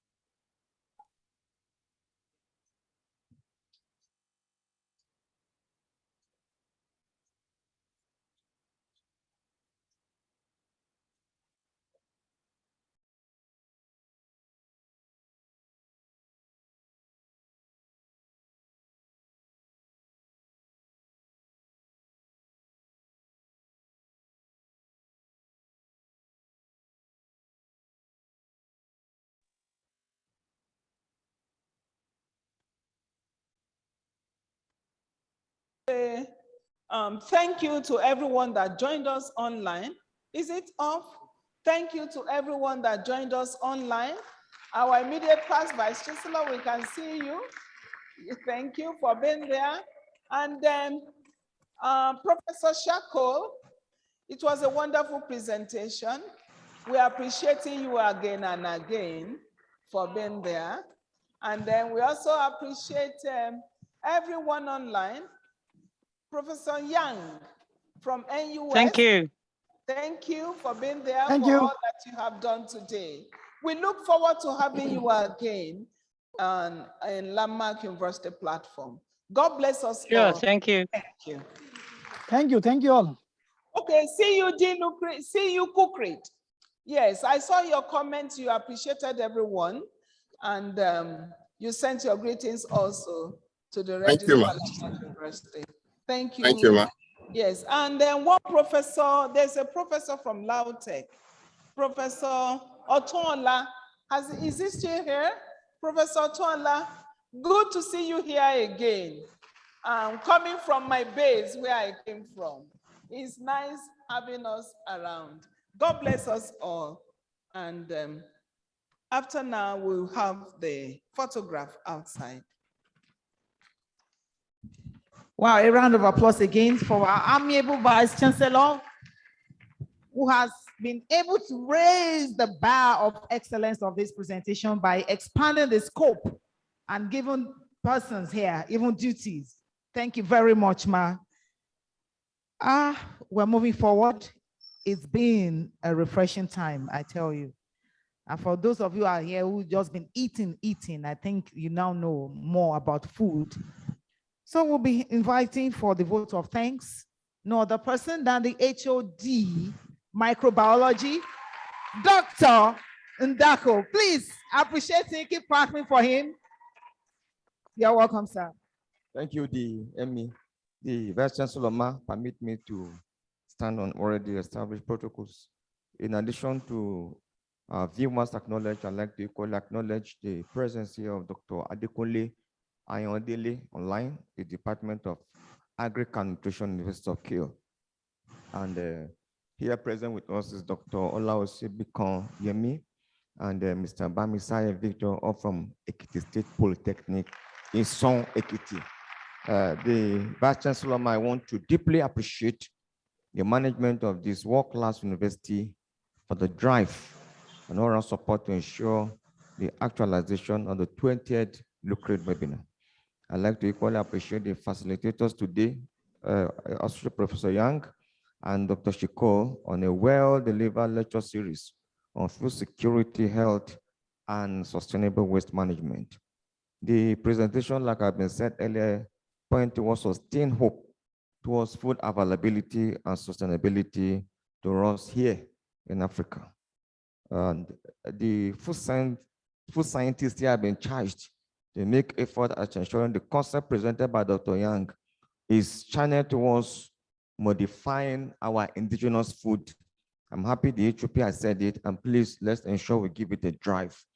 I'd like to deeply appreciate the coordinator of SDG 12, who is proudly a key faculty in the food science and nutrition program, for reaching out to these erudite and expertise scholars in your field. We can actually and only wish for the best. And I'm sure very soon you are going to invite us. We will be inviting the university here again. Remain renewed and remain strengthened.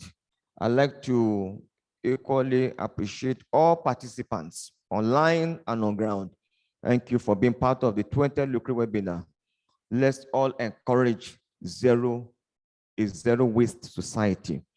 May I use this medium to appreciate again joyfully this afternoon the proprietor base, a management of Landmark University, ably led here this afternoon by the Vice Chancellor, for the effort at ensuring the full accreditation of the food science and nutrition program. To us in the department, it's a dream come true. Vice Chancellor, we promise to keep the excellent performance on and even to improve on it. I want to use this medium to equally appreciate all students here present in the department. You are the best, and we'll continue to wish you the best in your performances in all your fields of chosen endeavor. Thank you all, and God bless you. And to all viewers, let's join hands together to ensure food availability and affordability to the world, particularly to us here in Africa. Remain richly blessed, and God take you back to your destination safely. Thank you. Thank you very much, sir. Well, we have gloriously come to the end of this 20th LUCRID webinar, and it has been worth it. I want you all to give yourselves a round of applause for being so attentive. So we started with an opening prayer. We're going to close with a prayer. May I invite Dr. Alhassan Elijah as he takes us in the closing prayer. You're welcome, sir. I'll be on our feet as we pray. Father, indeed, we are very grateful unto you for what you have done for us. Thank you for the webinar of today. We thank you, Lord, for making today a reality. We thank you, Lord, for our facilitator. We thank you, Father, for the knowledge imparted. We thank you for the management. We thank you, Lord, for the people that are here and those that are online. Thank you, Lord God, for the glorious future you are taking us to as an institution. We magnify your name, O Lord. Thank you, because from this we know that you continue to move Landmark University forward. To you alone be all the glory in Jesus' name. Thank you, Father, because we know, God, your acts and doings in our life will continue to multiply, and all glories are be unto you, O God. Thank you, blessed Redeemer, for in Jesus' name we have prayed. And surely God's goodness and mercies shall follow us all the days of our lives, and we shall be in the house of the Lord forever and ever. Amen. Congratulations.